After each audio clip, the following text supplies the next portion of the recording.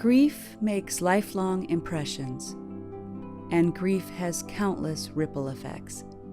Like dropping a stone into still water, every ripple a layer of emotion in our lives.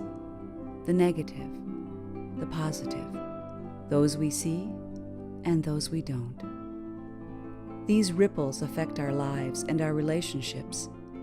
We all have our own individual responses to loss. Our futures are uncertain, yet knowing a healing path provides a powerful force towards who we become in our families, relationships, and our communities. Recently, a small class at Leland Public School encountered death several times during the years leading to graduation. The class lost 4 fellow students to tragedies that included illness, suicide, and accidents. Unique along their journey is the loss of their English teacher's daughter, Abby, their own classmate who battled cancer in front of them for 5 years before dying in their freshman year. These are the ripples we feel. And this is Abby's school. And this is Abby's story.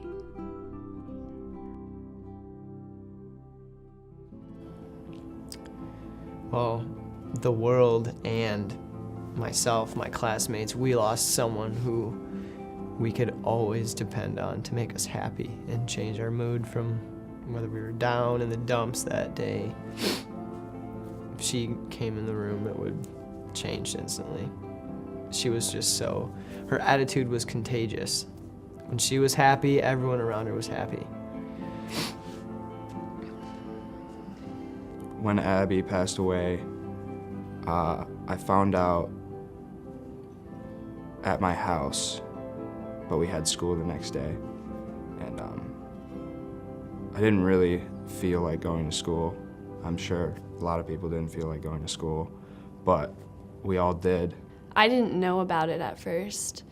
People knew before I did, and one of my friends called me that night and told me about it, and I was just really shocked. And I didn't want to tell anyone. I didn't even tell my parents that morning when I woke up. To find out that news, it's like the wind, you get the wind taken out of you. It's part of you doesn't believe it, and part of you doesn't want to believe it. To lose a classmate, it's just like something's missing, especially when they've gone here since kindergarten and 2nd grade. It's so obvious when something's missing. We, as a class, we have been basically together since kindergarten and preschool. Each year we grow closer and closer, and there's not one kid who isn't friends with another kid in our class. We're all friends.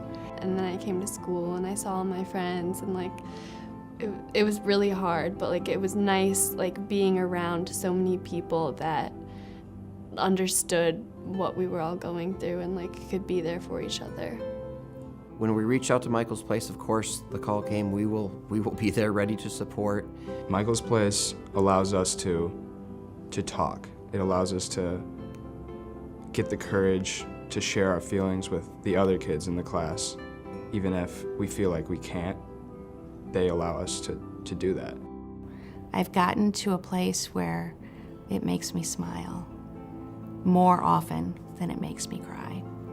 It still does both, but I love seeing her in the faces at the school. I love hearing the questions and the curiosity. I mean, that was one of the most fantastic things about Abby, I think, is that she was so curious about the world around her.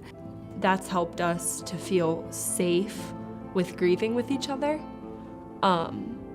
Having to share your feelings and actually open up in a group setting kind of pushes you to, understand and connect with other people and know that everyone around you is feeling either, something different than you or the same as you. Michael's Place, when Pam came in, it was really good for not just the kids, but the teachers also. We didn't realize what it would do to give, like all teachers do, they give everything. and they support the children. And then once they walk out of the room, that's when the adults started to break down, and they needed support.